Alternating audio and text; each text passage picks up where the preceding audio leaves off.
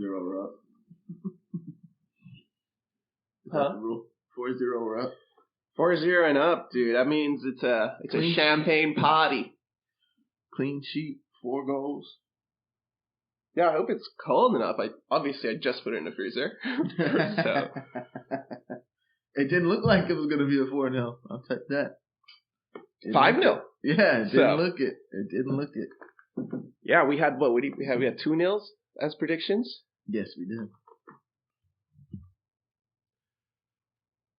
But kind of needed it, you know?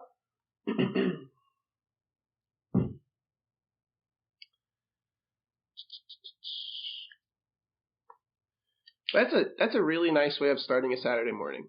It is. Up early, little coffee, little bagel action. Now a little champagne on top. The boys said, here's a little something to wash it all down, mate. Yeah. A Saturday. And it's what? It's about to be 10 o'clock. Yeah, probably only going to have one glass. Just for the pod, you know. The rest will be off camera.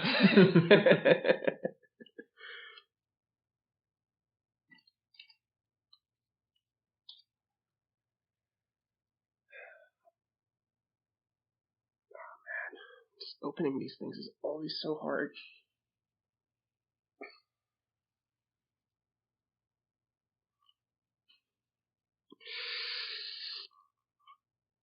Woo-hoo-hoo.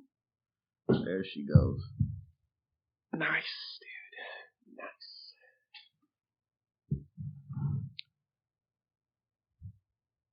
Oh, there's a little hair on your glass. Chicha. What? Right at the tip. Oh, that's the tip. I think that's a Chicha here.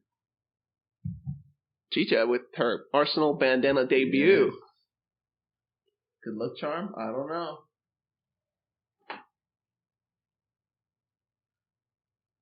I'm a little superstitious. Maybe.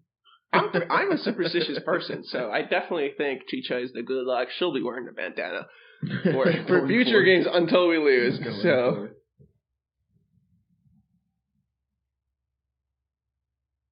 My partner's dad was actually giving me kind of a tough time when we were in Miami because I was watching the game with my scarf. So he's like, "You always watch the game with your scarf?" It's like, yeah, I do. It's kind of a good luck charm. Of course, we just got annihilated in December, so I put the scarf away for today. Yeah, exactly. No scarf now. And then once we're in a bad rut, scarf again. That's how the cookie crumbles. Nice, dude.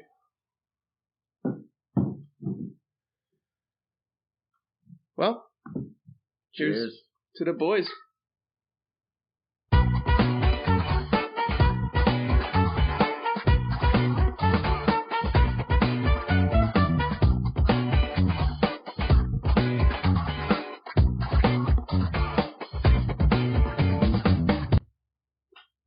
What's up, everyone? Welcome to another District Gooner Pod. I'm KP. My co-host is sitting next to me, back in the studio. Steven, say hi to the people. Howdy. Episode 28 today. Yes, sir. 28, following a big W at home, 5-0 against Crystal Palace.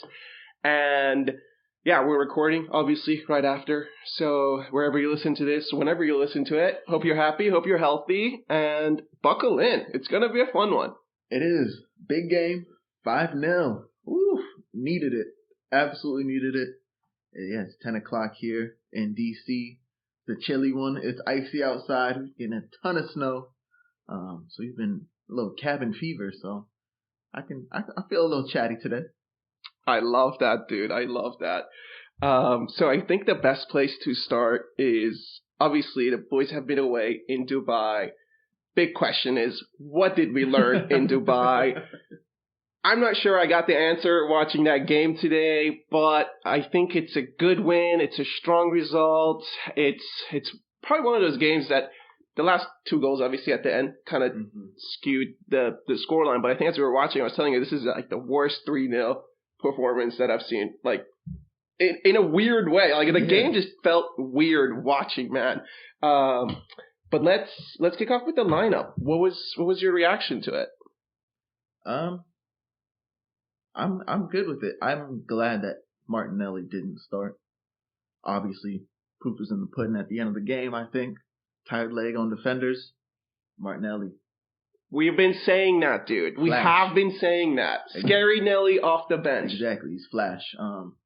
Rest of the lineup, obviously, I'm good with. Kai at the 8, cool.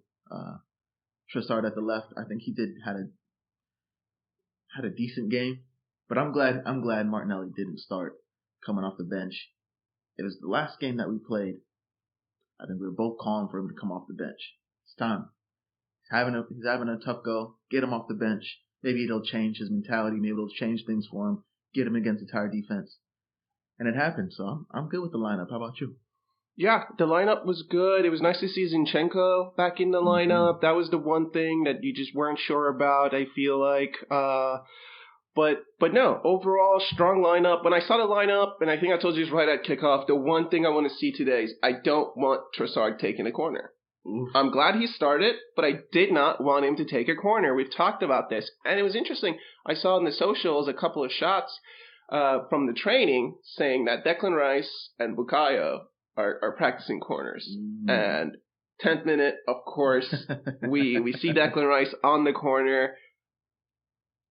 Good ball, lofted in, a little bit of bend on. It's like what you expect from a player like him. And Big Gabby dunks, dude, on the American. Absolutely dunked on him. Looking like LeBron James.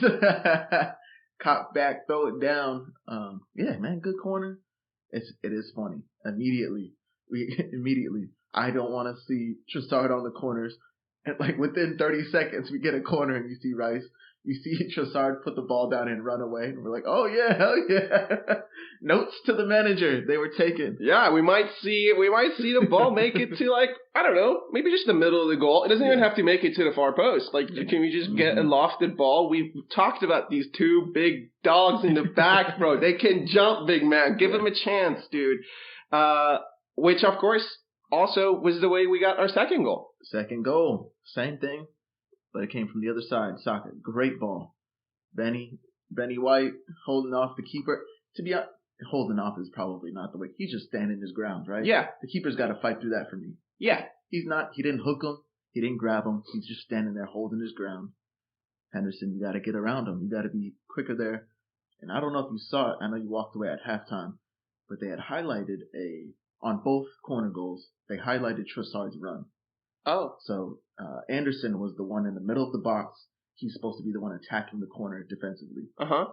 The way we are set up on the back post, everyone's running. They all have man marked there. But Anderson's just standing in the middle of the box, right at the 6, I guess. Uh-huh. And he's supposed to be the one attacking the ball. Trossard swoops around the back and basically sets a pick. Both corners. He sets a pick on Anderson, so he can't get the ball either. Just like Ben White basically holding his ground. Yeah. Trossard gets in, holds his ground. And Anderson couldn't get to the ball. And Chris Richards on both goals, the American, he got done. He got done, dude. 23-year-old American. It's always nice to see them getting some chances in the Prem, but he doesn't look ready. He just doesn't look ready, dude. I don't know what to tell you. Like, he had no chance against Big Gabby. He just had no chance. And I saw on Twitter or X, I saw this guy, Neville, man, just fishing, bro. It hurts that, like, he's fishing so hard. He's click chasing, bro. And, like, I gotta talk about it because he posted a picture of Gabby's dunk and said, I guess that's a foul, Arsenal fans. Talking about the Joelinton Newcastle push. Yeah. Like, apples and fucking watermelons, dude. Are you kidding me, dude? That's a good one. I haven't heard that before, but I mean, he's just winding it up, right? That's what he's there for. That's what he gets paid for. Yeah. He doesn't get paid to do accurate analysis. He gets paid to wind folks up and get viewers. So, shout out Gary Neville for some crazy talk. Some crazy talk, man. Yeah. Let's see.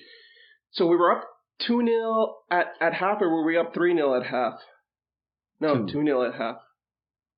Oh, they gave that as an own goal, by the way. The Yes. second goal, which was also Big Gabby, they gave it as an own goal. I don't agree with that. Nah, I kind of wish that was his. They had mentioned no center back in the Prem has ever had a hat trick. Yeah. He had 2 in the first half. That would have been cool. But, I mean, they awarded an own goal, which is funny because it was Henderson he's complaining about the goal and then it went off his head, which was funny. I did enjoy that bit. Sure. But yeah, first half, man. I guess let's jump into the halftime thoughts. For a 2-0 game that we're winning, the vibes weren't great, right? And I'm looking on the socials. The vibes just weren't great. It's a 2-0 game. And it's on, you want to jump in here. So one thing I want to just call out in the first half before we get to that is David Raya made a big save. He did. In the first half, near the end, we're up 2-0, I think, at that point. And, oh no, I don't think we were. So it was 1-0 at that point. And Raya gives the ball away, bad pass. Their player hits it off a half volley. That's a good save, dude. He made a few good saves today. I think he had a very good game. He had a good game. It was nice, and you can see why he starts. Yes. I thought we'd save the goalkeeper because he hits it later on these goals. Yeah. Distribution today, key. That's why I think that's obviously why we signed the guy. It's because it's distribution. But that save, that ball was going in. Yeah, oh yeah, that was a goal. Ball was definitely going in. They gave away, they have us under pressure. We're trying to play out the back, play it to Riot. You expect them to play the big ball. I don't know if he's trying to find a pass there for it to miss hit. I don't really know. But yeah, that's a good shot and good save. Put out for a corner. A couple big saves today. Great balls out the back. So good confidence builder for Riot. Totally. And yeah, so halftime thoughts, dude. The only thing I wanted to see was Smith Rowe. Mm-hmm. At halftime, that was my only thought. I was like, we're up 2-0, home game. Just put him in at half. So I want to see the number 10. He does come on, of course, later in the game, which was nice. It was nice to see him on the pitch playing 20 minutes. But that was my only thought. Did you have something? I had a big thing. I want to see an open play goal. That's what I'm saying. The vibes weren't great. 2 set-piece goals.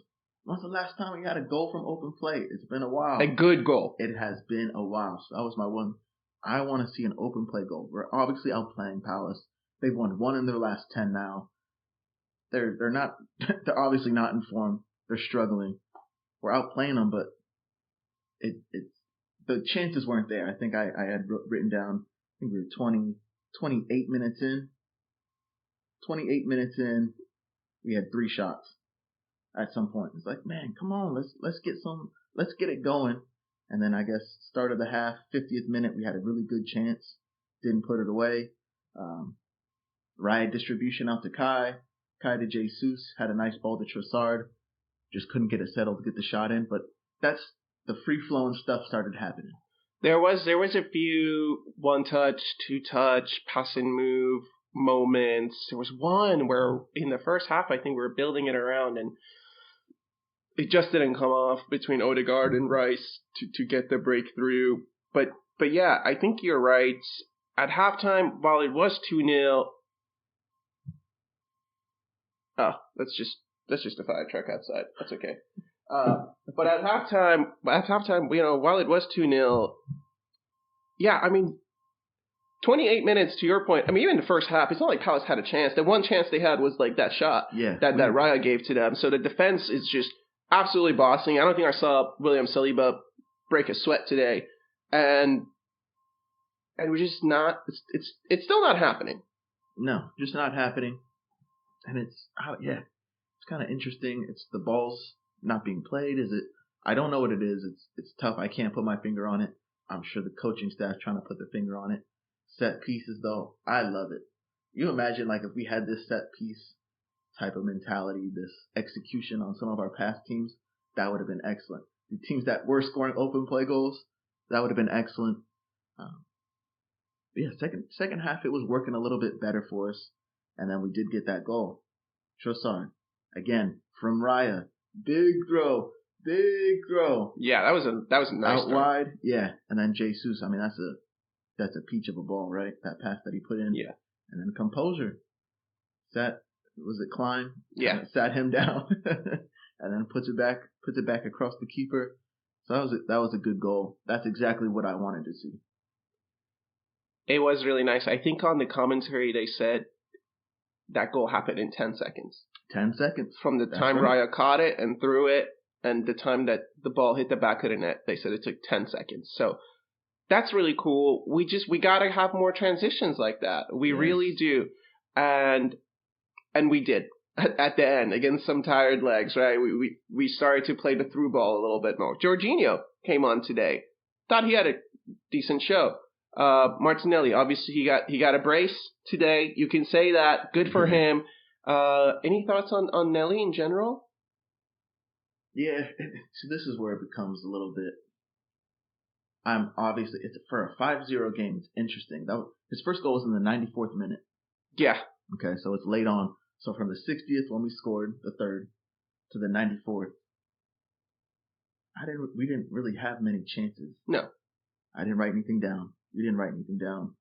Watching the game, it's 3-0 game though. So who knows what the mentality is at that point. But Martinelli came on. I guess he did exactly what you think he should do against tired legs. He was obviously all pacey, trying to get around players. I know there was that one time he tried to get around Mitchell, just trying to blow by players. And obviously it worked at the end. The last goal, that ball from Jorginho. Yes, dude. That's the one. That's the pass. I don't think Declan Rice makes that pass, dude. He does not. That's the one, though. You're playing that ball. You're playing it forward. If for some reason it doesn't come off, we still have, 8 players behind the ball. Mm-hmm. No problem. They have a great defense. Let's keep it rolling. But you got to take the chance sometimes. And that was the ball. Yeah, 100%, dude. And you know who didn't have a good game today? Who? Gabriel Jesus. Oof. I agree with you there. He had moments, but I think he was offsides like 7 times. Yeah, he was. And he's just, I don't know. I wasn't too happy with his performance. He gave that foul away. Right outside the box. Outside the box. Like, why are you even going for that? And then, I don't know, he lost the ball a couple of times. So he gets into the box and he just looks lost and confused a couple of times, dude, that he spun out. I don't know. Overall, I mean, it got to the point where I think in the 80th minute you were saying, all right, let's see Eddie. Yeah, that's the point he got to with Jesus. It did get to that point. Just kind of disappointing from him, I think. I expected to see more from him. It's a 3-0 game. He had we're talking right after the game. I don't have any real memorable contributions from him other than the pass for Trossard's goal. Obviously, I'm talking about goal-scoring opportunities for himself. Didn't really have any.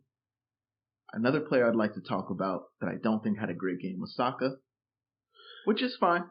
You don't have to have a great game. But I do wonder, why did he play a full 90? Why did he play the full 90, dude? I think that's a really, really good question, especially when it's 3-0, 58th minute. Yes. And he just got a 2-week rest. And he was so tired, dude. It's like, come on, man. And he wasn't having a great game by any means, but just sub him. I don't understand. To your point, yeah, dude. Reece can play out there. I was thinking maybe Smith Rowe comes on a little earlier. He could go out there. Martinelli, Trossard can play out there. So it's just like, give him a little bit of rest. And this just, I know we don't play again for like 10 days or so, but this little management like that, it kind of bothers me, man. I also think I want to play it from the other side, from Saka's perspective. He gets 90 minutes every week. Every week he gets 90 minutes, and I think he knows that. Pull him. Maybe I think he knows he's the best. He is the star. He's obviously one of England's best players in their national team. He never gets subbed for us. Pull him just because. You're not having a great game. He knows it. And if you do get subbed, it's like, man, I know I didn't have a great game. I need to get back on my levels. I didn't deserve to play 90. You're right, Coach. Exactly. Like, you're right. I didn't deserve to play 90 today. Almost like the flip of like Martinelli not starting and then coming on. I think he knows he has something to prove. Mm-hmm. On the flip side of that, Saka, he's always playing 90. Maybe you pull him a game. Like, it's a 3-0 game. I don't think there's any problem with taking him out. Yeah, what's he on there for? To just take corners for the rest of the game? I don't know. Like, Odegaard can take that side corners with his left foot. So, yeah, I agree with you. He did not have a great game. And it's okay. I'm glad that we're one of the pods that say Saka didn't have a great game. I don't know. Maybe it's because we're in America. But, like, he didn't have a good game, bro. I'm sorry. I love him just as much as the next guy. He did not play well. Agreed. So we highlighted 2 players I think didn't have a great game. Man of the match, Big Gabby. Big Gabby for me, 100%. Got the two goals. I'm going to give him the second one because that's all him. Defensively, he was Mateta trying to go at him a few times. Nah. Handling folks. Handled the center back, Chris Richards.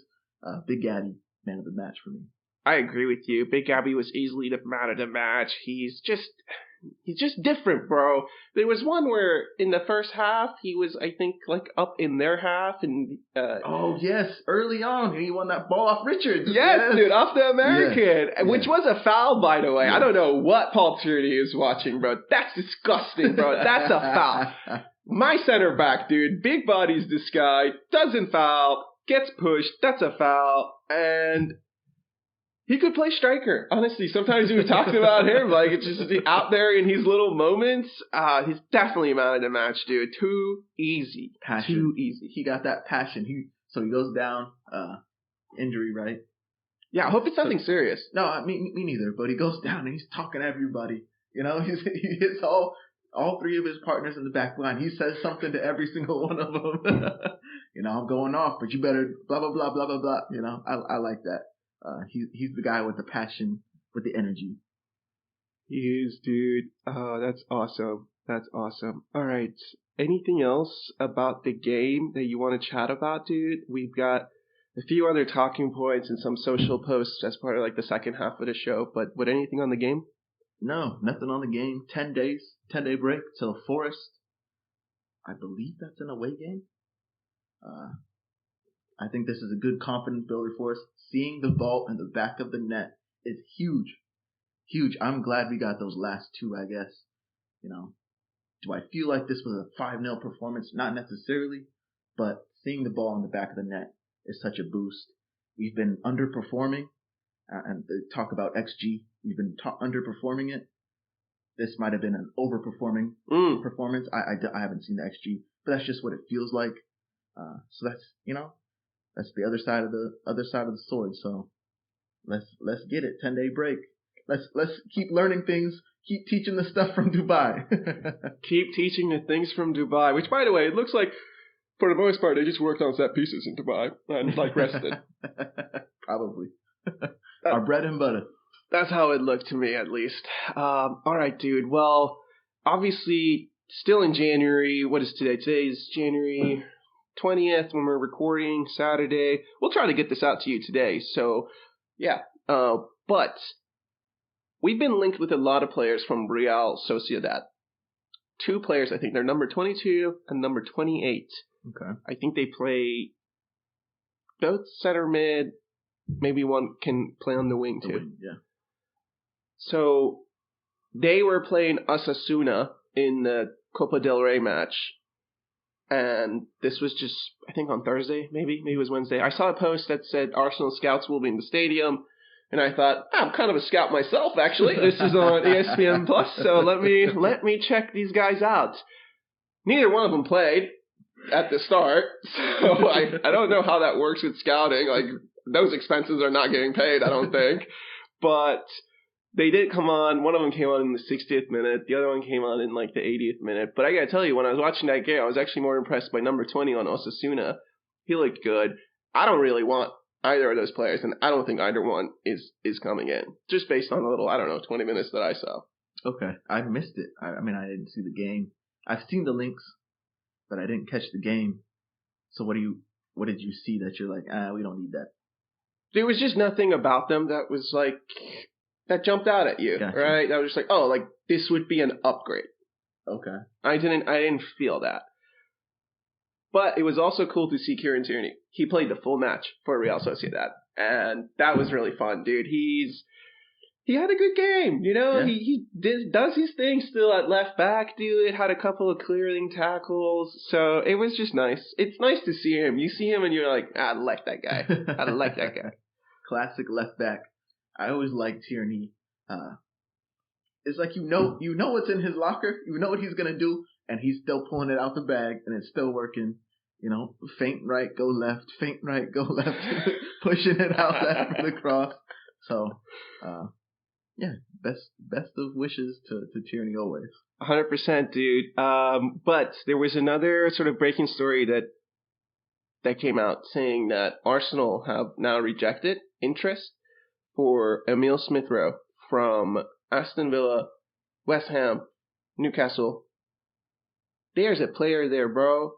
Everyone else can see it. And I'm glad he came on today. I thought he played well. We didn't really hit on him that much, but this is the chance to do that. What did you make of his performance? But also, what do you make of these links? Clearly, other clubs are aware of the talent. Yeah, let's do the links first, and then we can talk about his game. I think it is important to talk about exactly what we saw from him. So the links-wise, we've said this before, and I think it's just we'll reiterate it. If you're not going to play him, then let him go. I don't want to see Smith-Rowe on the bench. I like Smith-Rowe a lot. He's done so well for us in the past. He's not a player I want. It's just like Tierney. We just hit on Tierney. I don't want to see Tierney sitting on our bench. He's too good of a player. That's true. So Smith-Rowe, if you're not going to play him, let him go. Let him flourish somewhere else. So that when they reject these clubs coming in talking to our players, he's going to be he's a key piece in our squad. We're not going to let him go. I think that's Fabrizio's put in his tweet. Like what Arteta said about him. Yeah. What Arsenal's statement is about him, why they're rejecting it. He's a key piece to our squad. It's like, okay, then you got to show me why is he a key player? Because he hasn't played in the first half of the season, right? Hasn't really played. Listen, if he's a key player, where is the lock? Show me the lock that we're waiting for this key to unlock. What is it? We just went on this huge run of games where we couldn't score a goal. If he's not unlocking that, then what's he a key for?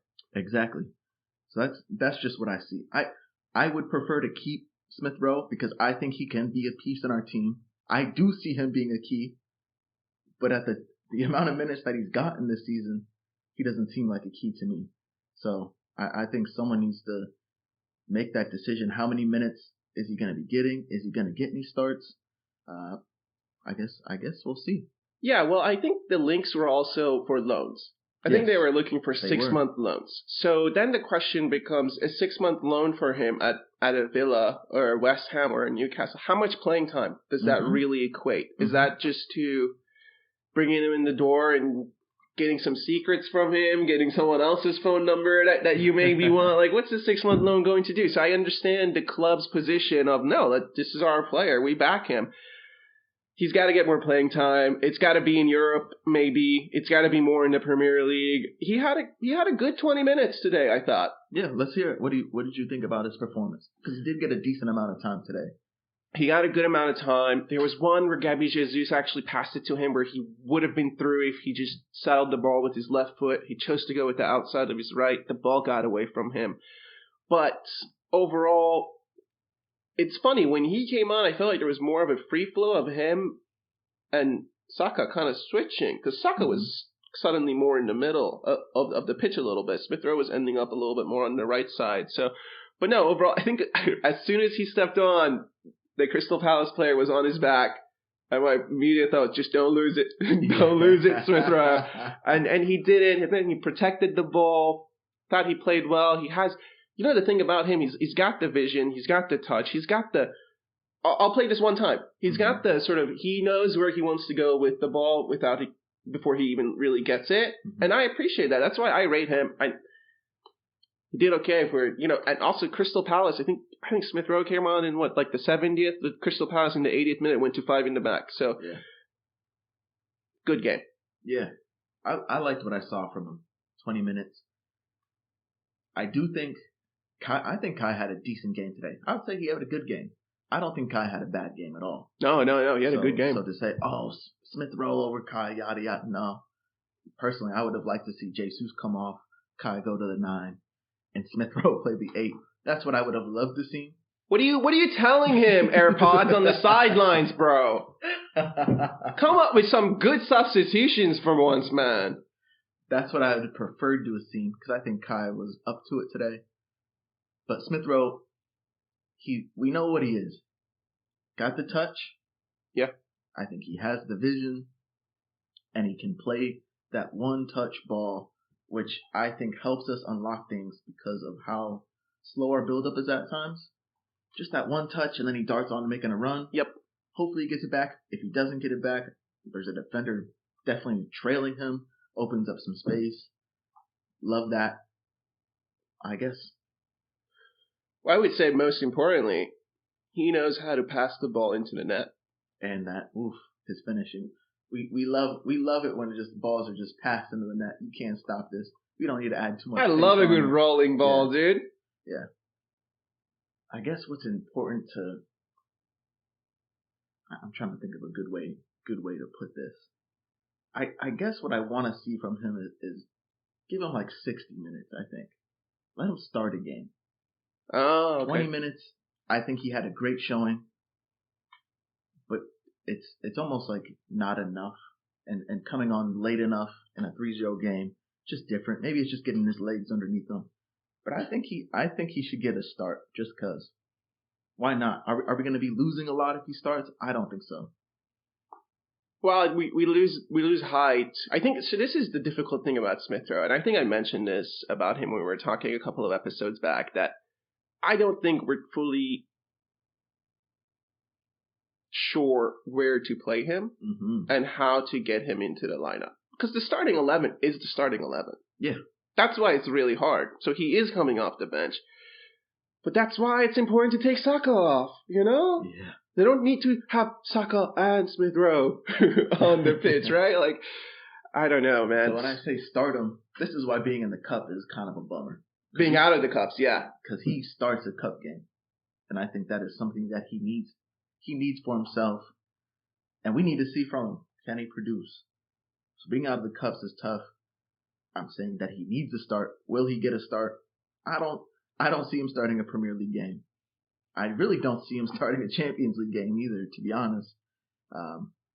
But hopefully, with the key, he's a key to our team. We get to see more of him. Maybe he gets a 30-minute appearance at some point. Maybe at a halftime if we're left eight's not playing well, striker's not playing well. We do some swapping around. Get him some minutes. Get him some minutes, man. I agree with you. Give him some minutes more consistently. Yeah, that's what I want. Yeah, I think you had previously said, give him, or we can see him getting 45 minutes in 5 games. I want more. Yeah, I want more from him. I want 90 in 3 games. There we go. Give him. I want to see more. Just so we know. Everyone knows. Yeah. This is becoming the big talking point. Keepers at the beginning of the season. Now it's becoming more of and then it became strikers. Now it's Smith Rowe. Yeah. So, yeah, let's quiet everyone down. Let us see it. Yeah, if nothing else, let's increase his value even more. And then say, no, you don't get a loan. You got to pay 60 mil if you want a mil. That was fun. All right. Dude, I do have a fun question for you. Obviously, 20, 21 games in or so, and I just wanted to ask, especially after today's performance, who do you think have been Arsenal's top 3 performers of the season so far? Top 3? Yeah, our 3 best players. Who do you think have been our 3 best players? I think it's our core right now. Saliba, Big Gabby, and Rice. That's Easy. who I would pick. Yeah, I agree with you 100%, dude. Yeah, if you have eyeballs and you're watching the game, I think it's pretty apparent to see that personally. Definitely not at the attack. Those 3 dudes have been holding it down. So that's the storyline. Those 3 hold it down first half of the season. Second half of the season, we need to see the attackers bail them out. Absolutely we do. They've been very, very, very consistent. I think you know what you're going to get out of them, get from them each and every game. The attackers, you don't know what you're going to get. So, Got to bail him out. Got to start scoring some goals. I mean, Gabby, shoot, he bailed us out today. 2 early goals. Backline doing it. So if you guys can't do it, I'm going to do it myself. Yeah, I won't even break a sweat. Mm-hmm. I won't even break a sweat, man. All right. I've got some social posts. You want to go? You want to go through those?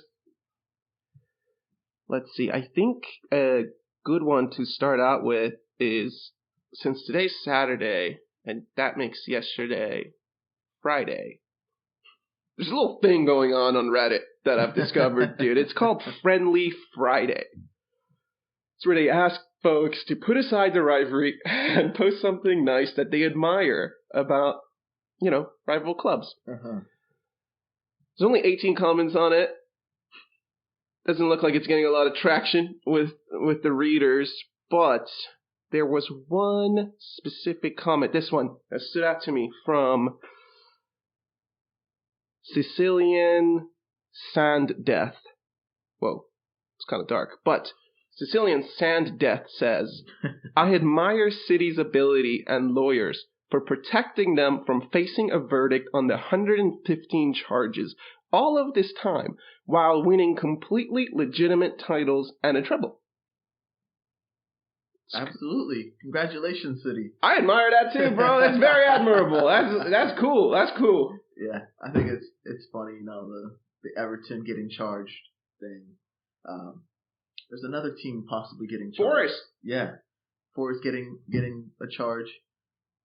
The situations are different, obviously, with City, and they have the money to fight these things. But, congratulations to them for having the money and the lawyers.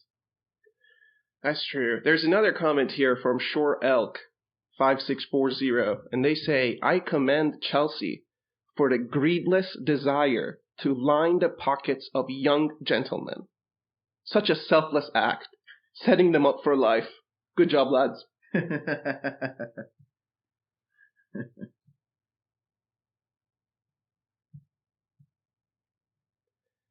It's fun. Hey, what do you think is going to happen with all these point deductions, though, for like Everton and Forest? If Everton, they got to come before the season, right? Or are these deductions coming this season, or are they for next season? I think it's for this season, so everything could be deducted for a second time. But I also heard that the actual point deductions might not come until the end of the season. Even after the season, the season's over, and then they might tally the points at that point. Yeah. I don't have it. Sean Dyche's toffees. I don't think they care. They're going to keep it rolling. I think they'll be fine. Forest, on the other hand, they could be in trouble. They could definitely be in trouble. I would prefer, if I'm in that situation, I want to know. I want to know how many points you're deducting off, and I want it to happen now. I want it to be in my hands, right? Yeah. I want it to be in my hands. I don't want to have to go through the season, finish, 8 points ahead of, top 3. Oh, minus 10. I'm in the bottom 3. No, I wanted the pressure on me. I wanted to know what I'm up against. Yeah. I don't think that would be fair. No, that would be so unfair. That's absolutely unfair, dude. I do wonder, though, so if these things do happen, I don't know in January, but in the summer, it seems like a lot of Everton players and Nottingham Forest players could just be up on the selling block, right? So is there anyone from either club that comes to mind that you think, I actually wouldn't mind picking him up? I know we've been linked to Onana. I would be okay not getting Onana, personally. If we got him, obviously I'll back the dude, but I don't really see it happening. I don't see him fitting in our team. I wouldn't mind getting Calvert-Lewin, to be honest with you, as a second striker, different role striker, could start games, different type of player. I'm trying to think of anyone on Forest person. I don't think I have anybody on Forest. Nuno, our lone Nuno tomorrow. Call back Nuno, dude. Not getting any minutes for Forest. Call him back. I don't have anybody on Forest, man. Oh my days! I didn't even think about this dude. I like him, Morgan Gibbs White. I think he's a player. He's a player, dude. I can't believe I didn't think about him. I really, really do like him. I would not mind getting him. It would cost a pretty penny still, I think, because there would be a lot of people in for him. But I would like it. I want him. Yeah. He's the one, and he's got the belly on the fire, bro. I like him. He's a player in there. I like him. He got the passion. I do think he has the passion. Man, I think, was it the United game? Who were they playing? He had some... Yes, the United game. Yeah. The goal that he scored to seal it, yes. Sheesh. He's a player, dude. Yeah. I'm telling you, man. I'd like to see him in our team as well. Yes. I think he could fit in our system. He's 5'7". He's 23 years old. Good player, dude. And he can finish. System. Yeah, he would fit in our system. I'd play him as one of the eights. Ooh-wee. Yeah. Cool. All right.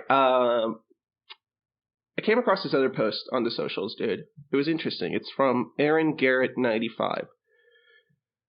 Aaron Garrett says yellow cards aren't a big enough punishment to discourage fouls and time wasting. He says, I think a more suitable punishment would be that a player should have to hop around in a sleeping bag for 5 minutes. More entertaining for fans and a much more better penalty for the player. Anyone else have any ideas as to how we can combat time wasting and fouls beyond just yellow cards? There's been a discussion about sin bins. I don't know if you saw this. It's hockey notion to go for it. I would hate that personally. What would you think about that? Yeah, I think obviously this dude's, this is hyperbole. But that's the real discussion is, would you want to see the sin bin power play per hockey? Would you want to see that? Personally, I don't. I think if you wanted the solution of a more suitable punishment, it's actually giving the yellow card. It's actually giving it. It's not just giving it earlier. Yes. Well, it's not sometimes giving it, sometimes not. Oh, he's already on a yellow, so I can't. It's got to be consistently. That's a yellow card offense. I'm giving it. That's the solution to me. Yeah, and we need to see more second yellows turning into reds. I don't really see those that much, man. No, that's what I'm saying. I see a lot of straight reds. The second yellow to be given seems like they're resistant to do that because I'm affecting the game. But let's just say, perfect example, Martinelli getting 2 yellow cards for 2 separate offenses on the same play. The only time I see yellows turning into reds is against Arsenal, bro. So they were both yellow card offenses. So if you really want to be strict about it, that was the right way to go about the things, right? That's the right way to go about it. But the reason it's not, and why we felt so hard done by, is because it's not. That is not consistent in the way games are refereed. But if you wanted to solve things, throw out the yellows consistently. Yeah, throw it out more consistently. And so actually one of the comments that grabbed my attention, we live in America. We don't really follow the MLS, to be honest with you. DC United here and there. But this person, the Informal Magician 62, says that in the MLS, there are great rules. There are great rule changes on time wasting, like adding 10 seconds substitution clock. It's almost like a shot clock, like a 24-second shot clock. It's like you have 10 seconds to sub off. Ooh. And if you don't sub off within those 10 seconds, then the substitute will have to wait a minute or like the next stoppage. Mm-hmm. I like that. That would make things very consistent because that's black and white, right? You got 10 seconds to get off the pitch, bro. And that's, of course, so for our American listeners, shot clock, basketball, you have the play clock in football, American football. We have those rules in place. If you go over that clock, it's a penalty in American football. And then in basketball, it's a turnover. Mm-hmm. I think that would be a consistent way to go about things. A substitution clock. I like it. There's no subjectiveness to it, which I think is the issue in some of the games we watch. It's just, things are subjective. No subjectiveness in that. Even if the keeper gets the ball, it's supposed to be 6 seconds, right? That's the rule. Oh, nobody follows that. But if you did put up a clock, that would make things, am I agreeing that they should do it for keepers? No, but for yeah, why not? If you want to make things consistent, man, that's the way to do it. This one, I don't know if I've seen this, but this person goes on to say that another interesting rule is that when a player is fouled and they go down, and if they remain down for a suspected injury for 15 seconds, then they will be sidelined for at least 2 minutes. and then the next stoppage or the next stoppage to come in. Mm-hmm. That doesn't apply to yellow cards, okay? But that's like another good one. It's like a lot of these injuries, you only need 15 seconds, 30 seconds. Yeah. But that's a hard one to measure. Exactly. That's definitely more subjective injury wise. I don't think anybody likes the head injury thing. People are they're stopping the play? People play into that, absolutely. Getting battered, getting locked in, the deep low block, go up for a header, I drop down holding my head. Stop play. I think people abuse it. Yeah. I could see where it's not being abused. It's just more subjective. I think that starting a clock on a substitution is a good way to start things, right? Yeah. It's a good entry point because you can keep that very consistent on a substitution. That's true. We like it. So if anyone from the PGML, if you are listening, this would be something to consider. I do have one more post, dude. It's from Flabbergast97. They are a Newcastle fan. Mm. And they say, why do Arsenal seem to get a pass when it comes to sports washing? They go on to say, so I know this is inevitably going to get comments from people saying, I'm a Newcastle fan, trying to deflect, but this honestly isn't about that. I'm genuinely curious what people think and where they draw the line. Arsenal are sponsored by Emirates. It's an airline owned by Dubai, one of the members of the UAE. Amnesty International have an article on the UAE that details human rights abuses. When, rightfully, talking Newcastle or Manchester City owners, I don't see people bring this up. And again, this isn't meant as a what about try. I'm genuinely curious what you think this is and where people's lines are. Do people think it's wrong for Liverpool and Wolves to have made deals with the Saudi clubs? Interesting. And we talked about this in the last pod, the Arsene Wenger book. Yeah. We had the deal with the banks. I never really saw us in that manner of like, we're not getting money directly from these institutions in Dubai, directly from this person, right? It's our sponsor.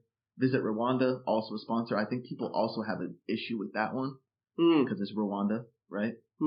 Socio-political issues there as well. But I just don't see it that way. I think it's just different, personally. Yeah, I think so. I read that and I thought, oh, maybe this person is just confused about like the definition of sports washing. Yeah. And also a definition of like a sponsorship versus being owned by a nation state. Exactly. And let me throw in one more. They miss Chelsea to me. That's also an issue, right? Oligarch in Russia, where's his money? That's also kind of one of the clubs I would throw into that category of Newcastle and City. But continue with your sports watching. No, that was it. It's just that, I guess it's also hard because, like, they're not really looking at this the right way because they don't understand the fact that, like, okay, Manchester City, who's their sponsor? Etihad. Mm-hmm. So, like, that's a double tie. Arsenal don't have a double tie. Like, they're owned by an American. They have a sponsorship from the Emirates. They've got Visit Rwanda. That's like 3 different countries, bro. Same with Newcastle. Like, they get the club. Now suddenly they're sponsored by Non. Okay. That's a double play. Like, there's a lot of double plays that happen. There's a lot of double dipping, which that to me is more suspicious. Yeah. So an airline owned by Dubai, one of the members of the UAE. So yeah, that's our sponsor. Different. Obviously, we're getting money from the Emirates. So if you want to take it that way, I guess I understand in that point. But our owner isn't someone from, right, this nation state. Our owner is this American, just like any other club, right? You have an owner. It's just not a nation state who owns the club. So it's different. I think it's a stretch. I think it's a reach. Yeah, and we don't have 115 charges. So, like, I don't know. Like, you add things up, dude. Like, this. Here's the thing that it comes down to, Steven, is that too many people are grabbing apples and watermelons, and they're just, like, holding these things, and they're like, oh, man, these almost weigh the same. They almost weigh the same, bro. They must be the same fruit. They're saying, yeah, they're both fruit, so why aren't they the same? They're both fruit. One thing about Newcastle, these rules weren't implemented for City, right? What do you mean? I'm talking about like FFP, financial fair play, because of what City have become and the way they built their club. We're more sensitive to it. We're like trying to be more like not another one, right? Okay. So now we're starting to implement these rules for Newcastle. I don't know if he's feeling hard done by, like it's not as fair for him. I don't know.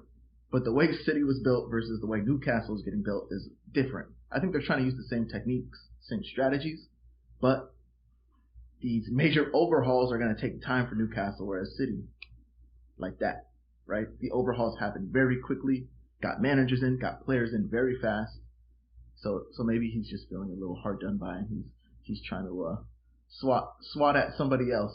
Yeah, I mean, maybe he's also, he's feeling a little fire under his belly because his team can't perform consistently season after season. Ouch. It's not you can't be a top 4 team and then go out of Champions League and then sit at 8, bro, or wherever you're sitting. Like, that hurts too. So maybe there's like a little bit of personal stuff going on there that I think are just fogging his brain a little bit. That's gonna hurt him if they can't make Champions League. Oh yeah, that's gonna really, really hurt them. That's a big step back, dude. Exactly, that is. A big step back, obviously, and then the financial implications. Ouch. I wouldn't be surprised if they're in that situation where they need to start selling folks as well. Could happen. Could happen. I wouldn't mind an Isak. Just throw that out there, bro. All right, man. Anything else you want to chat about today? No. 5-0 to the Arsenal. We'll see you next time. 5-0 to the Arsenal. I do want to mention before we hop off here, so I'm looking, the women, the ladies of Arsenal are playing as we've been recording. There's 10 minutes left in their game. They're hosting Everton and they are winning 2-1. So I hope they can see this one out. It looks like it was a good game. The Arsenal scored first in the 9th minute. Everton equalized in the 24th, and then Beth Mead gave Arsenal the lead in 45+3. Okay, so on the first half, you know what? I would say it's always better to have a 2-1 where it was at 1-1 first than a 2-0 to 1, 2-1. That's just a mentality thing. That's true. And Emily Fox got the start. So hey, shout out. So we'll end on that. We hope that they can see the game out. It's very important for them to keep winning. Very happy with the result for the men. And hope you enjoyed spending time with us.